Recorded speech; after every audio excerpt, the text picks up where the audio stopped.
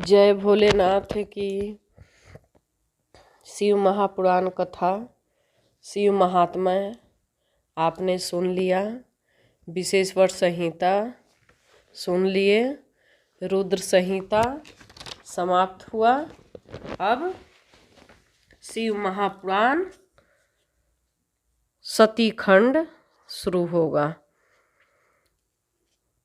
शिव महापुराण द्वितीय सती खंड, रुद्र संहिता सती खंड। नारद जी बोले, प्रथम अध्याय। हे विधे, नारद जी बोले, हे विधे, भगवान शंकर की कृपा से आप सब कुछ जानते हैं। आपने शिव और पार्वती की बहुत ही अद्भुत तथा मंगलकारी कथाएं कही हैं। आपके मुखार बिंद से निकली हुई शंभु की श्रेष्ठ कथा को सुनकर मैं अतृप्त ही हूँ। हे प्रभु, मैं उसे पुनः सुनना चाहता हूँ। हे विधे, पहले आपने शंकर की पूर्णास महेशान कैलाशवासी तथा जितेंद्रिय जिन रुद्र का वर्णन किया है, वे एक योगी जितेंद्रिय विष्णु आदि सभी देवताओं से सेवा की योग्य संतों के परम गति निर्विकार महाप्रभु निर्द्वंद होकर सदैव कीड़ा करते रहते हैं। विष्णु की प्रार्थना से प्रसन्न होकर वे मंगलमयी परम तपस्विनी तथा श्रेष्ठ स्त्री के विवाह करके गृहस्थ बन गए। सर्वप्रथम में वे शिवा दक्ष पुत्री हुई और तत्पश्चात पर्वतराज हिमालय की कन्या पार्वती के रूप में उन्होंने जन्म लिया। एक ही शरीर में वे दोनों ही कन्या किस प्रकार से मानी गई? वे सती पुनः पार्वती होकर शिव को कैसे प्राप्त हुई? हे ब्राह्मण, यह सब अन्य बातों को भी आप कृपया करके बताइए। सूत जी बोले, शिव भक्त देवर्षि नारद के इस वचन को सुनकर मन से अत्यंत प्रसन्न होकर ब्रह्मा जी कहने लगे।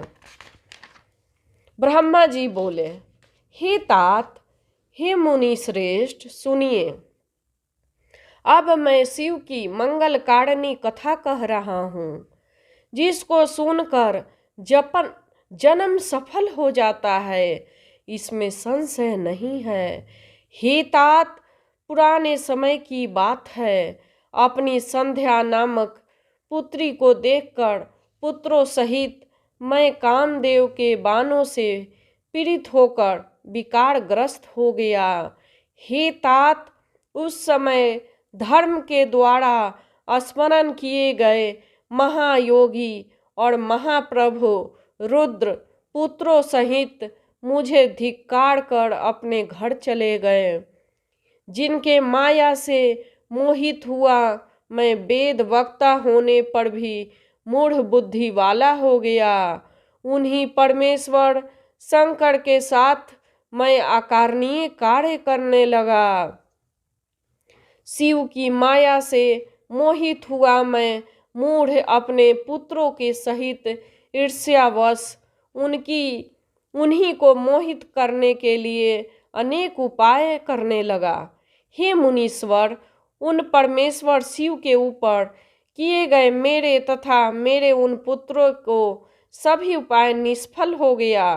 तब अपने पुत्रों सहित उपायों को करने में विफल हुए मैंने लक्ष्मीपति विष्णु का स्मरण किया। शिव भक्ति परायण तथा श्रेष्ठ बुद्धि वाले भगवान विष्णु ने आकर मुझे समझाया। शिव तत्व को भली भांति जानने वाला भगवान रमापति के द्वारा समझाए जाने पर भी विमोहित मैं अपनी ईर्ष्या और हठ को नहीं छोड़ सका। तब मैंने शक्ति की सेवा कर उन्हें प्रसन्न किया। उन्हीं की कृपा से शिव को मोहित करने के लिए अपने पुत्र दक्ष से वीर कन्या की असिकनी के गर्भ से कन्या को उत्पन्न कराया। अपने भक्तों के हित करने वाली वही उमा दक्ष पुत्री नाम से प्रसिद्ध होकर दुसह तप करने वाली दृढ़ भक्ति से रुद्र की पत्नी हो गई। विकार रहित बुद्धि वाले वे प्रभु रुद्र अपने ब्याह काल में मुझे मोहित कर उमा के साथ गृहस्थ होकर उत्तम लीला करने लगे। उमा के साथ विवाह कर संतान उत्पन्न करने वाली इच्छा से अपने कैलाश पर्वत पर आकर स्वेच्छा से शरीर धारण करने वाले तथा सदा स्वतंत्र रहने वाले सदाशिव अत्यंत विमोहित होकर उनके साथ रमन करने लगे। हे मुने, उनके साथ विहार करते हुए निर्विकार शिव का सुखकारी बहुत सा समय बीत गया। तदंतर किसी निजी इच्छा के कारण रुद्र की दक्ष से स्पर्धा हो गई।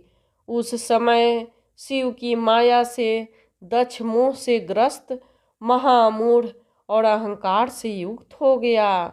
उनके ही प्रभाव से महान अहंकारी, मूढ़ बुद्धि और अत्यंत विमोहित हुआ वह दक्ष उन्हीं महाशांत तथा निर्विकार भगवान हर की निंदा करने लगा।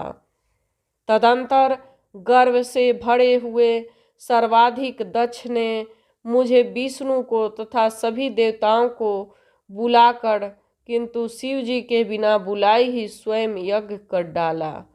किसी कारणवश रुद्र पर असंतुष्ट क्रोध से भरे हुए उस दक्ष प्रजापति ने उन्हें उस यज्ञ में नहीं बुलाया और दुर्भाग्यवश न तो उसके अपनी पुत्री को ही उस यज्ञ में सम्मिलित होने के लिए आहूत किया। तब माया से मोहित चित्त वाले दक्ष प्रजापति ने शिवा को यज्ञ में आमंत्रित नहीं किया तो ज्ञान स्वरूपा उन महासाध्वी ने अपने लीला आरंभ की। वे शिव जी की आज्ञा प्राप्त कर गर्वयुक्त दक्ष के द्वारा आमंत्रित न होने पर भी अपने पिता दक्ष के घर पहुंच गई। उन देवी यज्ञ रुद्र भाग को न देखकर और अपने पिता से अपमानित होकर वहां उपस्थित सभी की निंदा करके योग अग्नि से अपने शरीर को त्याग दिया। यह सुनकर देवेश्वर रुद्र ने दुस्सह क्रोध करके अपनी महान जटा उखाड़कर वीरभद्र को उत्पन्न किया। गणों सहित उसे उत्पन्न करके मैं क्या करूं, ऐसा कहते हुए उस वीरभद्र को शिव जी ने आज्ञा दी कि हे वीरभद्र, दक्ष की यज्ञ में आए हुए सभी का अपमान करते हुए तुम यज्ञ का विध्वंस करो। शिव जी के आज्ञा पाकर महाबलवान तथा पराक्रमी यह गणेश्वर वीरभद्र अपनी बहुत सी सेना लेकर यज्ञ विध्वंस के लिए वहां शीघ्र ही पहुंचा। उसकी आज्ञा से उन गणों ने वहां महान उपद्रव प्रारंभ किया। उस वीरभद्र ने सबको दंडित किया। दंड पाने से कोई भी न बचा। वीरभद्र ने देवताओं के साथ विष्णु को भी जीतकर दक्ष का सिर काट दिया और उस सिर को अग्नि में हवन कर दिया। इस प्रकार महान उपद्रव करते हुए उसने यज्ञ को विनष्ट कर दिया। तत्पश्चात वह कैलाश पर गया और उसने शिव को प्रणाम किया। इस प्रकार यज्ञ का विध्वंस हो गया। देवताओं को देखते देखते रुद्र के अनुचर वीरभद्र आदि ने यज्ञ का विनष्ट कर दिया। हे मुने, श्रुतियों तथा स्मृतियों को भी प्रतिपादित यह नीति जान लेनी चाहिए कि हे श्रेष्ठ, प्रभु रुद्र के रुष्ट हो जाने पर लोक में सुख कैसे हो सकता है। उसके बाद सभी देवताओं की यज्ञ की पूर्णता के लिए भगवान रुद्र की स्तुति की। उस उत्तम स्तुति को सुनकर रुद्र प्रसन्न हो गए। दीन वत्सल भगवान रुद्र ने सबकी प्रार्थना को सफल बना दिया। अनेक प्रकार की लीला करने वाले महात्मा शंकर महेश ने पूर्वत कृपालुता की। उन्होंने दक्ष प्रजापति को जीवित कर दिया और सभी लोगों का सत्कार किया। तदुपरांत कृपालु शंकर ने दक्ष से पुनः यज्ञ करवाया। हे मुने, उस यज्ञ में विष्णु आदि सभी देवताओं ने बड़े प्रसन्न मन से भक्ति के साथ रुद्र का विशेष रूप से पूजन किया। सती के शरीर उत्पन्न सभी लोगों को सुख देने वाली यह ज्वाला पर्वत पर गिरी। वह लोगों के द्वारा पूजित होकर सुख प्रदान करती हैं। ज्वालामुखी के नाम से प्रसिद्ध वे परमा देवी कामनाओं से पूर्ण करने वाली, दर्शन से समस्त पापों को विनष्ट करने वाली, संपूर्ण कामनाओं फल की प्राप्ति हेतु यह समय अनेक विधि विधानों से महोत्सव पूर्वक उनकी पूजा करते हैं। तदंतर वे सती देवी हिमालय की पुत्री के रूप में उत्पन्न हुई। तब उनका पार्वती यह नाम विख्यात हुआ।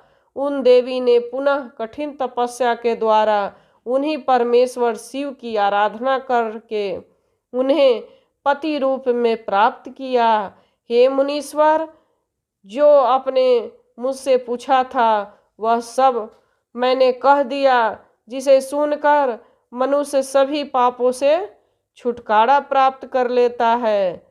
जय भोलेनाथ की जय। रुद्र संहिता सृष्टि खंड समाप्त। जय भोलेनाथ की जय। भोलेनाथ की जय। भोले